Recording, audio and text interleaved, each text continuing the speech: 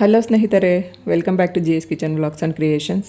ಸ್ನೇಹಿತರೆ, ಯಾರೆಲ್ಲ ಹೊಸದಾಗಿ ನಾನು ಹಾಕುವಂಥ ವೀಡಿಯೋಸ್ನ ನೋಡ್ತಾ ಇರ್ತೀರಾ, ದಯವಿಟ್ಟು ಸಬ್ಸ್ಕ್ರೈಬ್ ಮಾಡ್ಕೊಂಡಿಲ್ಲ ಅಂದರೆ ಸಬ್ಸ್ಕ್ರೈಬ್ ಮಾಡಿಕೊಂಡು ವೀಡಿಯೋನ ನೋಡಿ ಅಂತ ನಾನು ಕೇಳ್ಕೊತೀನಿ. ಸ್ನೇಹಿತರೆ, ಇವತ್ತಿನ ಡಿಸೈನ್ನ ಹಾಕ್ಕೊಳ್ಳೋದಕ್ಕೆ ಅಂತ ನಾನಿಲ್ಲಿ ಥ್ರೆಡ್ಗಳನ್ನ ಪ್ರಿಪೇರ್ ಮಾಡ್ಕೊಂಡಿದ್ದೀನಿ. ಒಂದು ಸೈಡಲ್ಲಿ 75 ಎಳೆ ಥ್ರೆಡ್ನ ತೊಗೊಂಡಿದ್ದೀನಿ. ಅದು ಡಬಲ್ ಆದಾಗ 150 ಎಳೆ ಥ್ರೆಡ್ ಆಗುತ್ತೆ. ಆ ಥರ ನಾನಿಲ್ಲಿ ಥ್ರೆಡ್ಗಳನ್ನ ತೊಗೊಂಡು ಹಾಗೆಯೇ ಐರನ್ ಕೂಡ ಮಾಡಿ ತೊಗೊಂಡಿದ್ದೀನಿ. ಐರನ್ ಮಾಡ್ಕೋಬೋದು ಅಥವಾ ಸ್ಟ್ರೈಟ್ನರಲ್ಲಿ ಸ್ಟ್ರೈಟ್ ಮಾಡ್ಕೋಬೋದು. ಆ ಥರ ಮಾಡಿಕೊಂಡು ನಾವು ಥ್ರೆಡ್ಗಳನ್ನ ಪ್ರಿಪೇರ್ ಮಾಡಿ ಇಟ್ಕೋಬೇಕಾಗತ್ತೆ.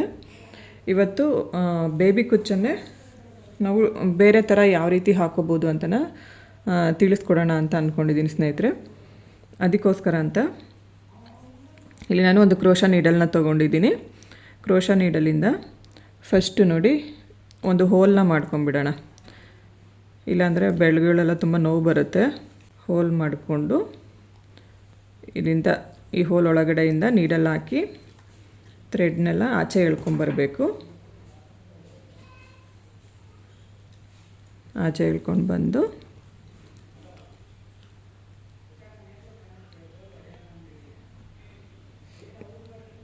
ಈ ಥರ ನಮಗೆ ಕುಚ್ಚು ಲೆಂತ್ ಕೆಳಗಡೆ ಎಷ್ಟು ಬೇಕೋ ಅಷ್ಟನ್ನು ನೋಡಿ ಇಟ್ಕೋಬೇಕಾಗತ್ತೆ. ಕುಚ್ಚನ್ನ ನಾಟ್ ಮಾಡ್ಕೋಬೇಕು. ಅದಕ್ಕೋಸ್ಕರ ಅಂತ ಇಲ್ಲಿ ನಾನು ನಾರ್ಮಲ್ ಹೆಮ್ಮಿಂಗ್ ನೀಡಲ್ಗೆ ನೋಡಿ ಈ ಥರ ಝರಿ ಥ್ರೆಡ್ನ ಹಾಕಿ ಇಟ್ಕೊಂಡಿದ್ದೀನಿ 2 ಎಳೆ. ಫಸ್ಟು ನಾರ್ಮಲಾಗಿ ನಾವು ಯಾವ ರೀತಿ ಕುಚ್ಚನ್ನ ಗಂಟು ಹಾಕ್ಕೋತೀವಿ ಅಲ್ವಾ, ಸೇಮ್ ಅದೇ ಥರ ಒಂದು 3ರಿಂದ 4 ಸಾರಿ ಒಂದು 3ರಿಂದ 4 ಸಾರಿ ಈ ರೀತಿ ಗಂಟನ್ನು ಹಾಕ್ಕೊಳ್ಳೋಣ. 2 ಆಯಿತು. 3 ಸಾರಿ ಲಾಸ್ಟ್ ಒಂದು ನಾವೇನು ಹಾಕೋಬೇಕು ಅಂತಂದರೆ ನೋಡಿ ಈ ರೀತಿ ನಮಗೆ ಈ ಒಂದು ನಾಟ್ ಅನ್ನೋದು ಹಿಂದೆಗಡೆ ಬರಬೇಕು. ನೋಡಿ ಈ ಥರ ಹಿಂದೆಗಡೆ ಬರಬೇಕು. ಈ ಥರ ಒಂದು ನಾಟನ್ನ ಮಾಡ್ಕೋಬೇಕು. ನಾಟನ್ನ ಮಾಡಿಕೊಂಡು ನಾವು ಈಗ ಏನು ಮಾಡಬೇಕು ಅಂತಂದರೆ ಬೀಡ್ಗಳನ್ನ ಹಾಕೋಬೇಕು.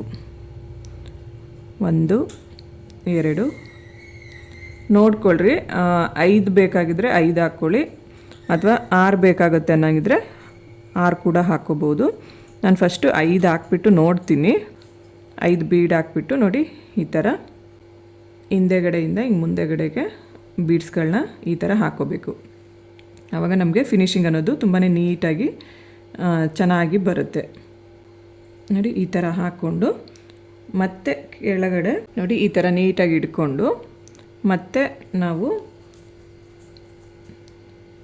ಇನ್ನೊಂದು ಸಾರಿ ಕೆಳಗಡೆ ನಾಟ್ ಮಾಡ್ಕೋಬೇಕು. ಆವಾಗ ನಮಗೆ ಬೀಡ್ಸು ಟೈಟಾಗಿ ಕೂತ್ಕೊಳ್ಳೋದಕ್ಕೆ ಹೆಲ್ಪ್ ಆಗುತ್ತೆ.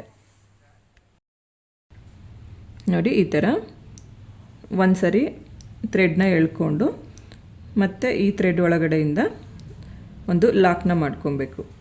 ಅಂದರೆ ಒಂದು ನಾಟನ್ನ ಮಾಡ್ಕೋಬೇಕು. ನಾಟ್ ಮಾಡಿಬಿಟ್ಟು ಅಲ್ಲಿಗೆ ನಾವು ಹಾಕ್ಕೊಂಡಿರೋ ಅಂಥ ನಾಟು ಮೇಲೆ ಕಾಣಿಸ್ಬಾರ್ದು. ಮೇಲೆ ಇರ್ಬೋದು, ಕೆಳಗೆ ಇರ್ಬೋದು, ಕಾಣಿಸ್ದೇ ಇರೋ ಥರ ಸ್ವಲ್ಪ ಈ ಥರ ಕವರ್ ಮಾಡ್ಕೋಬೇಕು. ಆವಾಗ ನೋಡೋದಕ್ಕೆ ತುಂಬಾ ಚೆನ್ನಾಗಿ ಕಾಣಿಸುತ್ತೆ. ನೋಡಿ ಕುಚ್ಚಿ ಹಿಂದೆಗಡೆಯಿಂದ ಥ್ರೆಡ್ನ ತಂದು ಕಟ್ ಮಾಡ್ಕೋಬೇಕು.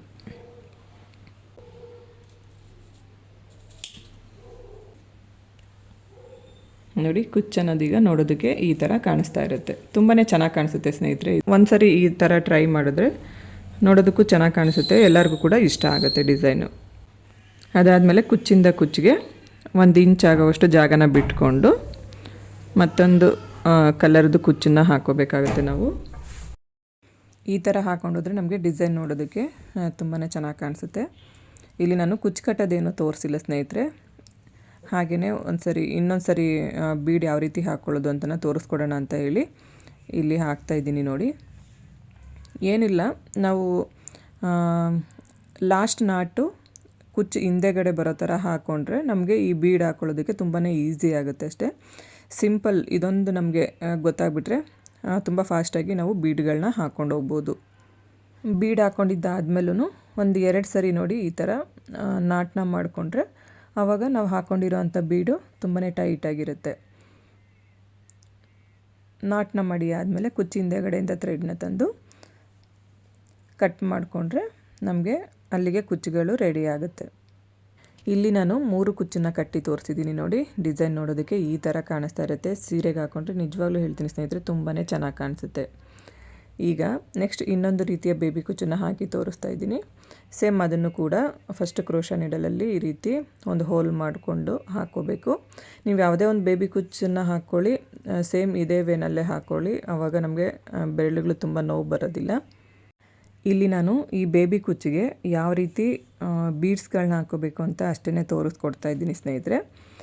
ಇಲ್ಲಿ ನಾನು ಝರಿ ಥ್ರೆಡ್ನೇ ಯೂಸ್ ಮಾಡ್ಕೊತಾ ಇದ್ದೀನಿ. 2 ಎಳೆ ಝರಿ ಥ್ರೆಡ್ನ ಫಸ್ಟು ನೀಡಲ್ ಹಾಕಿ ಥ್ರೆಡ್ನ ಮೇಲೆ ತೊಗೊಂಬರಬೇಕು. ಅದಾದಮೇಲೆ 3 ಬೀಡ್ ಹಾಕ್ಕೋಬೇಕು. ನಾವು 3 ಬೀಡ್ ಹಾಕ್ಕೊಂಡು ಅದು ಎಲ್ಲಿಗೆ ಬರುತ್ತೋ ಅಲ್ಲಿಗೆ ನೋಡಿ ಈ ಥರ ಇಟ್ಕೊಂಡು ನೋಡಿಕೊಂಡು ಅಲ್ಲಿಗೆ ಕರೆಕ್ಟಾಗಿ ನೀಡಲ್ ಹಾಕಿ ಕೆಳಗಡೆಯಿಂದ ಥ್ರೆಡ್ನ ಎಳ್ಕೋಬೇಕು. ಎಳ್ಕೊಂಡಾಗ ನಮಗೆ ಬೀಡ್ ನೋಡಿ ಇಲ್ಲಿ ಸ್ವಲ್ಪ ಎದ್ಕೊಂಡಿರೋ ಥರ ಅನ್ನಿಸ್ತಾ ಇರುತ್ತೆ. ಇದು ನಾವು ಲಾಸ್ಟಲ್ಲಿ ಏನು ಸ್ಟಿಚ್ ಮಾಡ್ಕೋತೀವಲ್ಲ ಆವಾಗ ಕರೆಕ್ಟ್ ಆಗುತ್ತೆ. ಈಗ ಆ ಬೀಡ್ ಪಕ್ಕನೇ ಮತ್ತೆ ನೀಡಲ್ ಹಾಕಿ ಥ್ರೆಡ್ನ ಮೇಲೆ ತಗೋಬೇಕು. ಮತ್ತು ಇನ್ನು 3 ಬೀಡನ್ನ ಹಾಕ್ಕೋಬೇಕು. ಹಾಕ್ಕೊಂಡು ನೋಡಿ 3 ಬೀಡ್ ಇಡ್ಸಿದ್ರೆ 3 ಹಾಕ್ಕೊಳ್ಳಿ, 6 ಬೀಡ್ ಇಡ್ಸಿದ್ರೆ 6 ಹಾಕ್ಕೋಬೇಕು, ಅಥವಾ 7 ಬೀಡ್ ಇಡ್ಸಿದ್ರೆ 7 ಹಾಕ್ಕೋಬೇಕು. ನನಗಿಲ್ಲಿ 6 ಬೀಡ್ ಸಾಕಾಗ್ತಾಯಿದೆ ನೋಡಿ. 6 ಬೀಡ್ ಹಾಕ್ಕೊಂಡು ಕೊನೆ ಎಡ್ಜಲ್ಲಿ ನಾವು ನೀಡಲ್ ಹಾಕಿ ಥ್ರೆಡ್ನ ಕೆಳಗಡೆ ಎಳ್ಕೋಬೇಕು. ಎಳ್ಕೊಂಡಾಗ ನಮಗೆ ಈ ಥರ ರೌಂಡ್ ಶೇಪ್ ಬರುತ್ತೆ. ಸೊ ಈಗ ನಾವು ಏನು ಮಾಡಬೇಕು, ಮತ್ತೆ ಇನ್ನೊಂದು ರೀಸ್ಟಿಚ್ ಮಾಡಿಕೊಂಡು ಇದನ್ನೆಲ್ಲ ಟೈಟ್ ಮಾಡ್ಕೋಬೇಕು. ಅಂದರೆ ಬೀಡ್ಸ್ಗಳನ್ನ ಟೈಟ್ ಮಾಡ್ಕೋಬೇಕು ಅಲ್ಲಾಡದೇ ಇರೋ ಹಾಗೆ. ಫಸ್ಟು ಕೆಳಗಡೆ ಇರೋಂಥ 2 ಬೀಡ್ ಮಧ್ಯದಲ್ಲಿ ನಾವು ಈ ಥರ ಸ್ಟಿಚ್ ಮಾಡ್ಕೋಬೇಕು. ಅದಾದಮೇಲೆ ಮಧ್ಯದಲ್ಲಿ ಅಂದರೆ 2 ಬೀಡ್ ಆದಮೇಲೆ ನೋಡಿ ಈ ರೀತಿ ನೀಡಲ್ ಹಾಕಿ ಥ್ರೆಡ್ನ ತರಬೇಕು. ಮತ್ತು ಅದರ ಆಚೆಗಡೆ ನೋಡಿ ಈ ಥರ ಸ್ಟಿಚ್ ಮಾಡ್ಕೋಬೇಕು.